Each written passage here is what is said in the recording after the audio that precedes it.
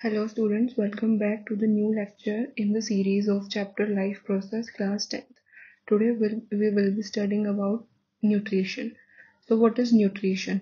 Nutrition is the process of intake of nutrients like carbohydrates, fats, proteins, minerals, vitamins and water by an organism as well as the utilization of these nutrients by an organism. Basically हम क्या कर रहे हैं, nutrients का intake कर रहे हैं और वो जो न्यूट्रिएंट का हमने इनटेक किया उसको हमारी बॉडी यूटिलाइज कर रही है एनर्जी रिलीज करने के लिए। इसी प्रोसेस को हम क्या कहते हैं, nutrition.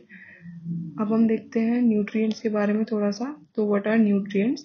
Nutrients can be defined as a substance, कोई भी ऐसा सब्सटेंस जो एक ऑर्गेनिज्म ऑब्टेन करता है उसकी सराउंडिंग से और उसको यूज करता है as a source of energy.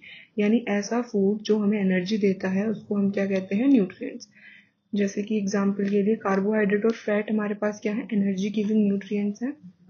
और प्रोटीन और मिनरल्स क्या है हमारे पास, बॉडी बिल्डिंग न्यूट्रिएंट्स। हमें ये पता होना चाहिए कि जो फूड है उसको हम मेनली दो फंक्शन के लिए यूज करते हैं। First is for the energy, जो कि हमारी बॉडी को चाहिए होती है टू परफॉर्म एनी एक्टिविटी।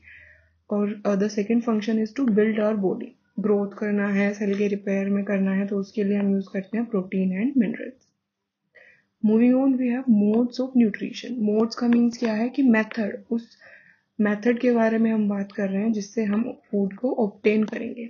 सो हमारे पास है दो method which is, first is autotrophic, second is heterotrophic. So auto stands for self and trophic stands for nutrition.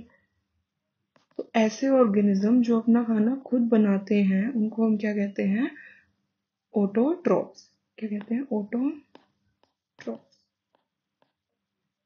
ऐसे ऑर्गेनिज्म, तो क्या हम ऐसे किसी ऑर्गेनिज्म को जानते हैं? तो हम सब जानते हैं कि ग्रीन प्लांट्स, जो ग्रीन प्लांट्स हमारे चारों तरफ जो प्लांट्स हैं उनको तो कोई खाना बना के नहीं देता, वो तो कहीं जा नहीं सकते, तो वो अपना खाना क्या करते हैं, खुद बनाते हैं, तो उनको हम क्या बोलते हैं, ऑटोट्रोफ्स। सेकेंड है हेट्रोट्रोफिक, जो अपना खाना खुद नहीं बना सकते और किस पे डिपेंड करते हैं, दूसरे ऑर्गेनिज्म पे अपने फूड के लिए। ऐसे ऑर्गेनिजम्स को हम क्या कहते हैं, हेट्रोट्रोफ्स। सभी एनिमल्स इंक्लूडिंग ह्यूमंस जो हैं वो क्या होते हैं, हेट्रोट्रोफ्स होते हैं। अब जो हमारे पास प्लांट्स है वो क्या यूज करते हैं अपना खाना बनाने के लिए, inorganic material, carbon dioxide and water.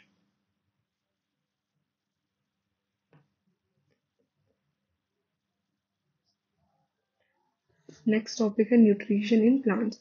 Plants क्या है, ऑटोट्रोफ्स है, यानी कि अपना खाना खुद बनाते हैं, which means they make their own food which can supply energy. तो वो फूड क्या करेगा, एनर्जी को सप्लाई करेगा फॉर वेरियस एक्टिविटीज जो कि प्लांट्स में होती हैं।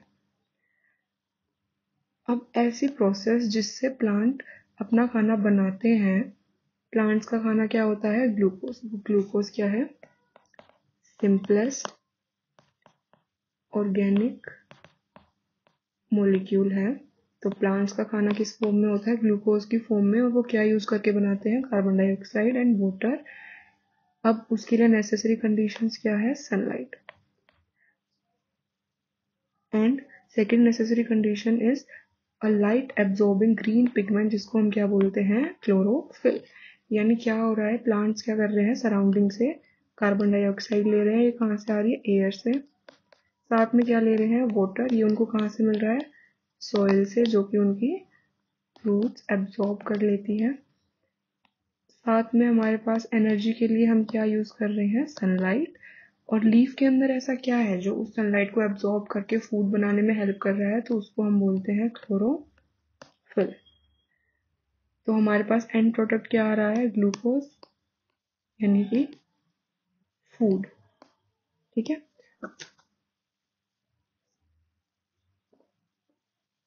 प्लस बाय प्रोडक्ट क्या निकलता है हमारे पास, ऑक्सीजन एंड वाटर। ठीक है। तो अब ऑक्सीजन जो है वो क्या है हमारे लिए, वेरी एसेंशियल है फॉर लाइफ ऑन अर्थ। तो प्लांट से हमको क्या मिलता है, oxygen as a by product of photosynthesis. Next we will read from the NCERT.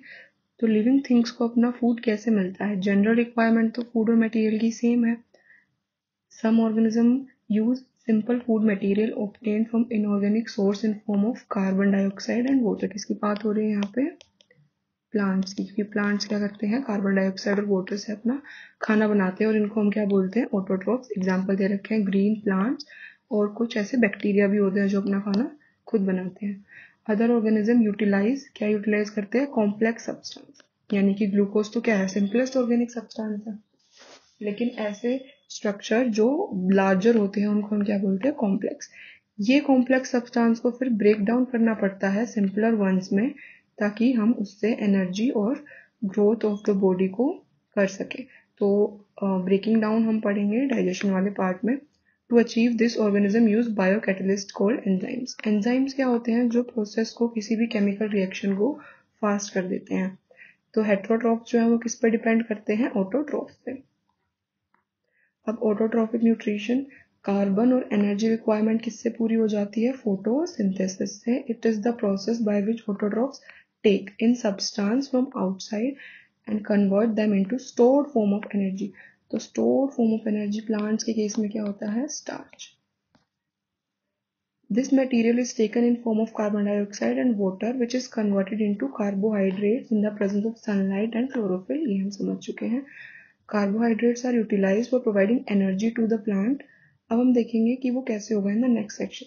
जो कार्बोहाइड्रेट है जिसको हम immediately use, not use immediately, उसको हम क्या कर लेते हैं, स्टोर। यानी जितनी एनर्जी की हमें रिक्वायरमेंट है वो एनर्जी तो यूज कर ली प्लांट्स ने, बट जो एनर्जी बच गई उसको प्लांट क्या कर लेते हैं, स्टोर कर लेते हैं। किस फॉर्म में, स्टार्च की फॉर्म में। अब ऐसा सिर्फ प्लांट नहीं, ऐसा हम ह्यूमंस भी करते हैं। जितना एनर्जी की हमें रिक्वायरमेंट है वो यूज हो जाती है, और जो बची हुई एनर्जी है वो स्टोर हो जाती है in the form of glycogen. तो ये क्या है, स्टोर्ड फॉर्म इन ह्यूमंस और एनिमल्स। नाउ हम प्रोसेस ऑफ फोटोसिंथेसिस को समझेंगे कि आखिर फोटोसिंथेसिस में क्या क्या प्रोसेस होती है। तो फर्स्ट यहाँ पे हमारे पास इक्वेशन है, बैलेंस्ड इक्वेशन है ये, कि हमने प्लांट ने लिया 6 molecules of carbon dioxide and 12 molecules of water, साथ में क्लोरोफिल एंड सनलाइट, और हमारे पास क्या बन के आ गया, 6 carbon compound which is glucose. साथ में क्या रिलीज हुआ, 6 molecules of oxygen and 6 molecules of water. तो फर्स्ट स्टेप है absorption of light energy by chlorophyll. तो क्लोरोफिल क्या करेगा, जो सनलाइट हमारे पास आ रही है उसको एब्जॉर्ब कर लेगा। अब जो सन है उससे हमें क्या मिलती है, लाइट एनर्जी। ये तो सनलाइट के नेम में ही है that the it is a form of energy in form of light. अब ये जो लाइट एनर्जी है इसको कन्वर्ट करा जाता है केमिकल एनर्जी में। केमिकल एनर्जी यानी कि बॉन्ड्स की फॉर्म में, केमिकल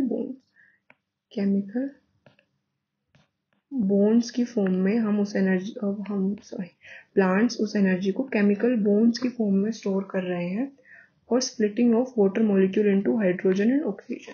देखिए क्या होता है, ये हमारे पास एक वाटर मॉलिक्यूल है, इसके ऊपर लाइट एनर्जी आएगी और इसको स्प्लिट यानी ब्रेक कर देगी हाइड्रोजन एंड ऑक्सीजन में।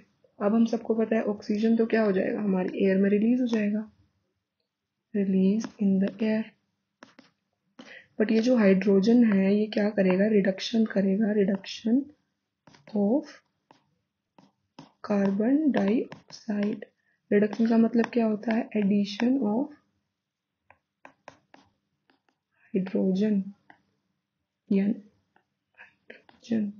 यानी कि जो हमारे पास प्लांट के पास कार्बन डाइऑक्साइड है उसके साथ हाइड्रोजन कंबाइन करके क्या बना देगा, ग्लूकोज, जो कि एक कार्बोहाइड्रेट है। तो मेन स्टेप्स को रीड कर लेते हैं। फर्स्ट क्या हुआ, लाइट एनर्जी को एब्जॉर्ब किया किसने, क्लोरोफिल ने। फिर लाइट एनर्जी को केमिकल एनर्जी में कन्वर्ट किया गया और वाटर के मॉलिक्यूल को स्प्लिट यानी ब्रेक कर दिया हाइड्रोजन और ऑक्सीजन में। अब ये जो हाइड्रोजन है इसने क्या किया, रिडक्शन कर दिया कार्बन डाइऑक्साइड का, किसमें, कार्बोहाइड्रेट्स में। जरूरी नहीं है कि ये स्टेप वन आफ्टर अदर हो, ठीक है। जैसे डेजर्ट में जो प्लांट है वो कार्बन डाइऑक्साइड कब लेते हैं, नाइट टाइम पे, और उसके बाद वो जब दिन के टाइम पे सनलाइट आती है तो उस टाइम पे क्लोरोफिल जो है सनलाइट एब्जॉर्ब करके हमारे पास एनर्जी प्रोड्यूस कर देता है। अब हमारे पास है, if you केयरली observe a cross section area of leaf, हम क्या देखेंगे, कुछ सेल्स होते हैं यहाँ पे हमें दिख रहे हैं, ये क्या है, हमारे पास ग्रीन सेल्स है। These are the green cells, इनको हम क्या बोलते हैं, क्लोरोप्लास्ट। इन सेल्स का नाम है क्लोरोप्लास्ट। क्लोरोप्लास्ट जो है वो कंटेन करता है किसको? क्लोरोफिल को।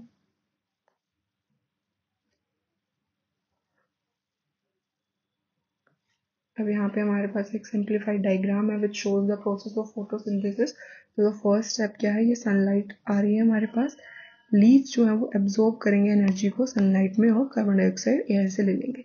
तो ये देखिए हमारे पास प्लांट सेल है, प्लांट सेल के अंदर क्लोरोप्लास्ट है, इस क्लोरोप्लास्ट ने सनलाइट को एब्जॉर्ब कर लिया, कार्बन डाइऑक्साइड एयर से ले ली गई है और वाटर रूट्स के थ्रू ले लिए हैं। अब क्या होगा? लीफ सेल में जो क्लोरोप्लास्ट है एनर्जी सनलाइट की यूज करेगी और वाटर को हाइड्रोजन और ऑक्सीजन में ब्रेक कर देंगे। तो हाइड्रोजन फिर क्या करेगा? कार्बन डाइऑक्साइड के साथ कंबाइन करके क्या बना देगा? कार्बोहाइड्रेट, और जो ऑक्सीजन है वो क्या हो जाएगी? एयर में रिलीज। अब हमारे पास एक काफी इंटरेस्टिंग एक्टिविटी है जो कि शो करेगी कि जो क्लोरोफिल है it is essential for the process of photosynthesis. तो हमने एक पोटेड प्लांट लिया विद वेरीगेटेड लीव्स। अब वेरीगेटेड लीव्स में क्या होते हैं? सो वेरीगेटेड लीव्स में व्हाइट स्पॉट्स होते हैं जहां पे क्लोरोफिल एब्सेंट रहता है। Chlorophyll is absent. तो हमने क्या किया? पोटेड प्लांट्स लिए जिसमें ऐसी लीव्स थी, उसको हमने डार्क रूम में रखा 3 डेज के लिए ताकि जो सारा उसमें स्टोर्ड स्टार्च था, स्टोर्ड कार्बोहाइड्रेट था, वो यूज हो जाए। अब प्लांट को 6 आवर्स के लिए हम सनलाइट में रखेंगे और फिर ईच प्लांट से हम लीफ प्लग करेंगे 1-1 और उस पर ग्रीन एरियाज मार्क कर देंगे, यानी जहां जहां पे वो लीव्स पे ग्रीन स्पॉट है उसको हम मार्क कर देंगे। अब उसको डिप करेंगे बॉइलिंग वाटर में और उसके बाद अल्कोहल में उसको बॉईल करेंगे। इससे क्या होगा? जो क्लोरोफिल प्रेजेंट है लीफ के अंदर वो सारा रिमूव हो जाएगा। Now dip the leaf in a dilute solution of iodine. अब हमने क्या किया? जब हमने लीफ को बॉईल किया तो क्लोरोफिल रिमूव हो गया, यानी कि जो कलर है वो लीफ का कैसा हो जाएगा? एकदम प्लेन हो जाएगा, उसमें कोई भी ग्रीन कलर के स्पॉट्स हमें नजर नहीं आएंगे। अब जैसे ही हमने उस पर आयोडीन डाला तो हमने क्या देखा कि जिन जिन स्पॉट्स पे, ये देखिए यहाँ पे जिन जिन स्पॉट्स पे हमारे पास क्लोरोफिल प्रेजेंट था वो स्पॉट हमारे कैसे हो गए हैं? Blue black. यानी कि आयोडीन किस लिए यूज होता है? To check the presence of starch, यानी कि जहां जहां पे क्लोरोफिल था वहां वहां पे स्टार्च प्रेजेंट था। इसका मतलब क्या है? Chlorophyll is essential for the process of photosynthesis. Next we have कि फोटोसिंथेसिस हो कहाँ रहा है? तो the site of photosynthesis is chloroplast. तो देखते हैं हमारे पास एक लीफ है, we have a leaf. Leaf के अंदर we have many kind of cells, उसमें से one type of cells are mesophyll cells. तो जो मीजोफिल सेल्स होते हैं उसके अंदर प्रेजेंट होते हैं ग्रीन कलर्ड क्लोरोप्लास्ट। ये ग्रीन कलर के दिखाई दे रहे हैं, ये क्या है हमारे पास? क्लोरोप्लास्ट। इस क्लोरोप्लास्ट के अंदर होता है क्लोरोफिल पिगमेंट जहां पे फोटोसिंथेसिस हमारे पास होती है। नेक्स्ट है the how the plants obtain carbon dioxide. Plants को कार्बन डाइऑक्साइड मिल कैसे रही है? तो जो प्लांट होते हैं उसकी लीफ की सरफेस पे there are large number of tiny pores. Pores का मतलब क्या है? होल्स होते हैं, जिसको हम बोलते हैं स्टोमेटा। जो कार्बन डाइऑक्साइड है वो स्टोमेटा के थ्रू लीव्स में एंटर होती है, जैसे कि हम देख सकते हैं। ये हमारे पास स्टोमेटा का स्ट्रक्चर है जिसमें हमारे पास है गार्ड सेल्स। ये हमारे पास पोर है, यहाँ से CO2 एंटर्स। अब गार्ड सेल्स जो है वो बहुत इंपॉर्टेंट रोल प्ले करते हैं closing and opening of stomata में, क्योंकि जिस टाइम पे हमें प्लांट को कार्बन डाइऑक्साइड की जरूरत नहीं है उस टाइम पे प्लांट जो है वो अपने स्टोमेटा को क्लोज कर लेता है ताकि एक्सेस लॉस ऑफ वाटर ना हो, क्योंकि वाटर भी जो है वो स्टोमेटा के थ्रू ही बाहर निकलता है। तो जब गार्ड सेल्स के अंदर वाटर फिल होगा तो ये क्या हो जाएंगे? स्वेल हो जाएंगे, जिससे स्टोमेटल पोर क्या हो जाएगा? Stomata pore opens. एंड जिस टाइम पे गार्ड सेल्स श्रिंक हो जाएंगे यानी वाटर उनके अंदर नहीं होगा, उस टाइम पे पोर क्या हो जाएगा? क्लोज, यानी नो एक्सचेंज ऑफ गैसेस और वाटर। तो हम एनसीईआरटी से रीड कर लेते हैं। स्टोमेटा क्या है? Tiny pore present on the surface of leaves. Massive amount of gaseous exchange take place in leaves through these pores. ठीक है, जो एक्सचेंज है वो सिर्फ लीव से नहीं, वो स्टेम रूट से भी थोड़ा बहुत होता है। लार्ज अमाउंट ऑफ वाटर ही बाहर जा सकता है, इसलिए ये जो स्टोमेटा है ये क्या हो जाते हैं, क्लोज हो जाते हैं, जिस टाइम पे कार्बन डाइऑक्साइड की जरूरत नहीं होती। Opening and closing of pore is a function of guard cell. Guard cell swell हो जाते हैं जब वाटर फ्लोज इनटू देम, जिससे क्लोज हो जाता है stomatal pore. Similarly the pore closes if guard cells shrink. अब हमारे पास एक एक्टिविटी है जो शो करेगा कि कार्बन डाइऑक्साइड की जरूरत प्लांट को है फोटोसिंथेसिस के लिए। तो हमने 2 हेल्दी प्लांट्स लिए। एक प्लांट में इनको हम डार्क रूम में रखेंगे 3 डेज के लिए। अब दोनों प्लांट्स को हमने सेपरेट ग्लास कंटेनर के अंदर रख दिया है।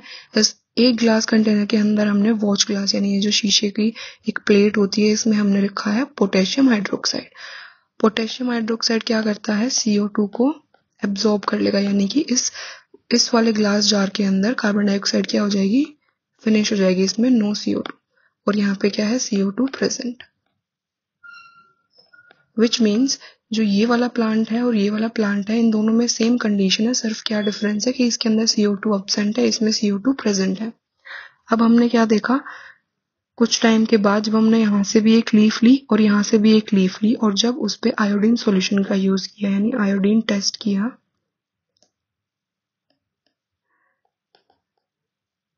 आयोडीन टेस्ट, तो क्या रिजल्ट आया होगा हमारे पास कि जहाँ पे CO2 एब्सेंट है वहां पे स्टार्च भी एब्सेंट था, और जहाँ पे CO2 प्रेजेंट थी वहां पे स्टार्च भी प्रेजेंट था। So that's all for this lecture. If you have any doubts, you can comment your doubts in the comment section, and we will meet in the next lecture. Thank you.